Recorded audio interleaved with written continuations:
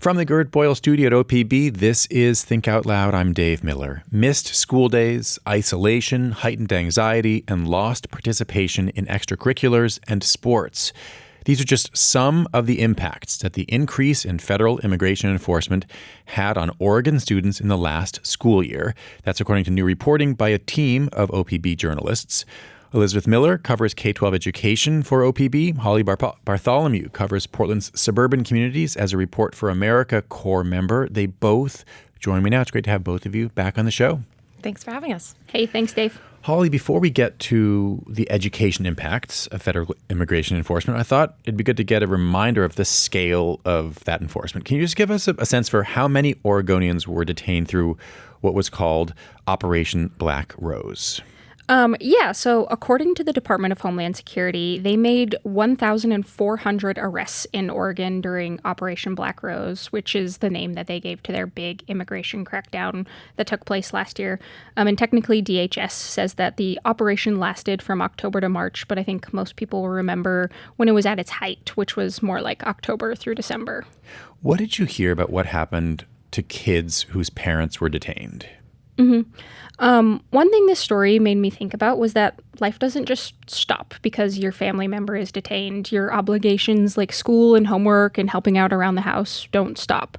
So a lot of what we saw was kids kept going to school even after their parent was detained. But a lot of them who were in that situation really struggled with the trauma and emotion of their parent being in detention. So they had a tough time focusing and learning. But on the other hand, we also know that some kids had a harder time getting to school after their parent was detained, or some who stopped going to school altogether. And that was especially true for older, like high school age students. We know that some of them had to skip school so they could stay home and help care for siblings, or some had to actually get a job to help support their family. It wasn't just students whose families were arrested. Many, many more people watched videos of community members being pulled over and taken into custody. Can you give us a sense for what people were seeing on their phones and computers? Yeah, I'm sure a lot of listeners will remember last fall when dozens of arrests were taking place daily. If you live somewhere like Hillsborough or Gresham, you probably saw a lot of people getting pulled over by ICE or detained in parking lots. But as you mentioned, a lot of these arrests were recorded on video and spread widely on social media. And a lot of them were pretty scary. One in particular that stood out took place in Gresham in October. And there was this video of a woman hiding in a corner in her bedroom holding her baby as several agents decked out in tactical gear busted open the door with guns drawn, and it looked like something out of a movie almost. But other than that, we frequently saw videos of agents breaking out people's car windows or making these aggressive arrests, and it was just a really scary time for a lot of people. This crackdown and the aggression we saw from ICE agents was truly unprecedented. The Trump administration overturned a previous DHS policy barring immigration officers from making arrests at various sensitive locations, including schools. What has that meant in Oregon?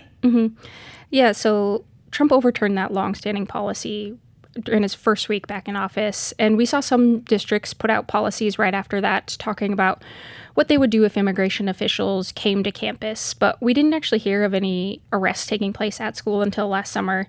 And that's when immigration officers arrested that Iranian chiropractor who was dropping his son off at preschool in Beaverton.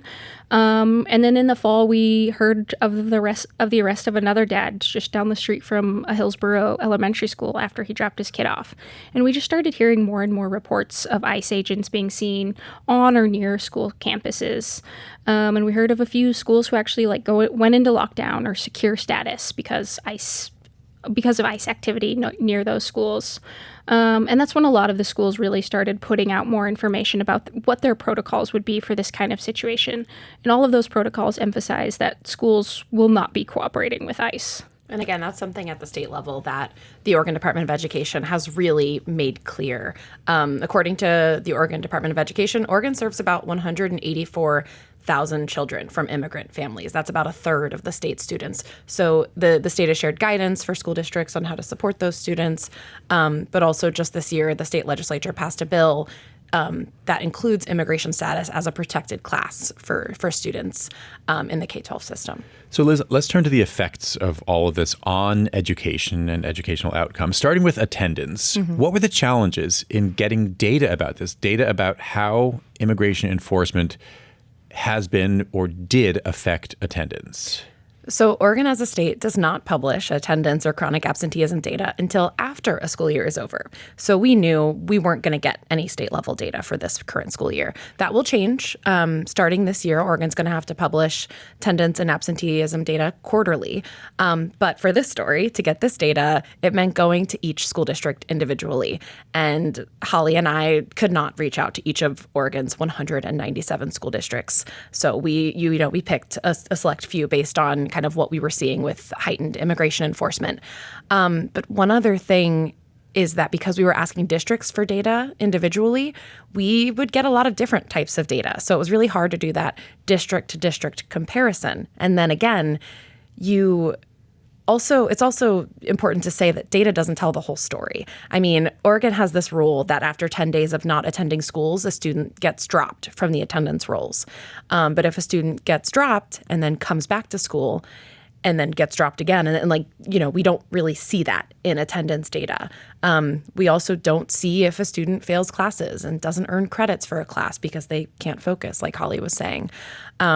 So some of those things are harder to nail down with data points. Right. Okay. So how'd you get around that to do your best to paint a picture of what's happening? I mean, what did you hear, for example, directly from teachers or school leaders around the state? Yeah, generally, well, one thing once the Forest Grove superintendent spoke at a state legislature hearing, we asked for withdrawal data. So how many students had withdrawn from the school district? But we did ask for attendance data week to week. But then hearing directly from teachers and school leaders, I feel like that is where you really get the sense of what things are like day to day in school, where students are fearful, nervous. There's a lot of anxiety. There's, students who aren't showing up. I mean, Holly, what did you hear? Yeah, I agree. Well, just because if it was so hard to quantify the effects of this immigration crackdown on schools with the data, we felt it was really important to hear directly from teachers and schools and students. And what we heard from school officials over and over again was that absolutely the immigration crackdown impacted attendance, focus in class, and students' overall ability to learn. What did you hear from Hillsborough schools in particular? Hillsborough shared with us some interesting data about their attendance disparities or the difference in average attendance rates between certain groups of students. And according to that data, over the past several years, the gap in attendance rates for Hispanic students and non-Hispanic students has steadily narrowed. So the average attendance rate for Hispanic students was getting higher and closer to the rate for non-Hispanic students. But then Operation Black Rose began, and attendance really dropped for Hispanic students. So that gap went from less than 1 percentage point during the fall semester of the previous school year to nearly 8% at one point last fall. And then even as the crackdown slowed, the rates never quite returned to that steady positive trajectory we'd seen previously.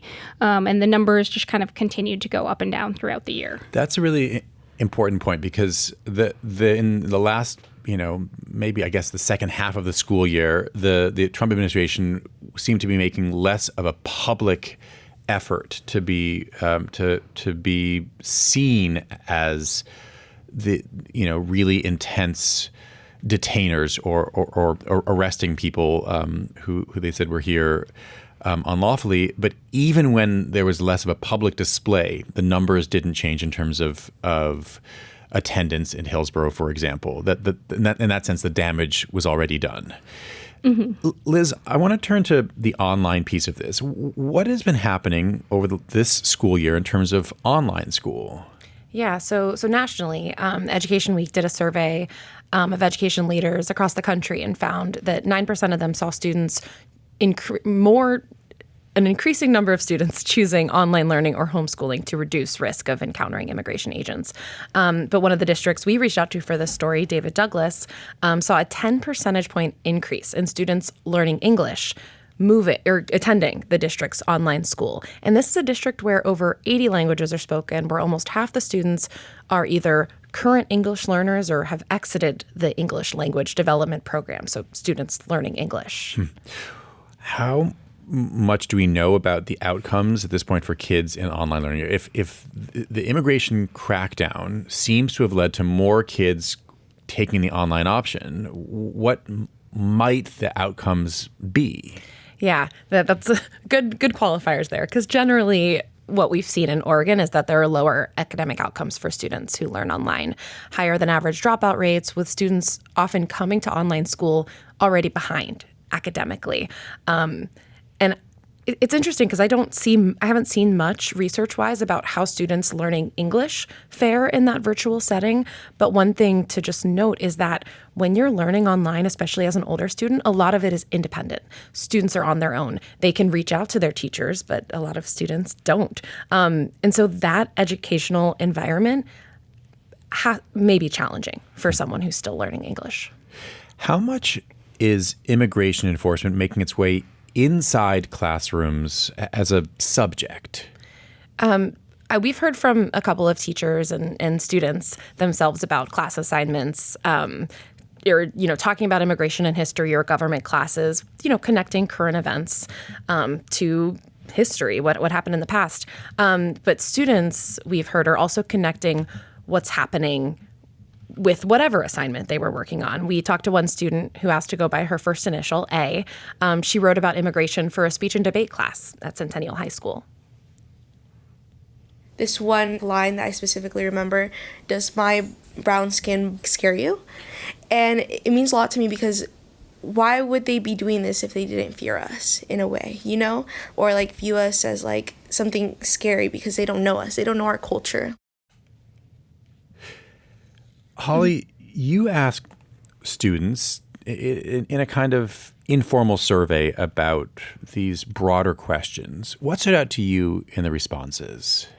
A lot of the responses expressed frustration. These students who were angry about what the federal government was doing and specifically about how it was talking about immigrants. There was one student who mentioned frustration that the government was spending its time and resources, and this is a quote, demonizing immigrants. And another felt that the government was trying to, again, this is a quote, brainwash people with the way it was talking about immigrants. And several also mentioned that they had friends or family or neighbors who had been arrested.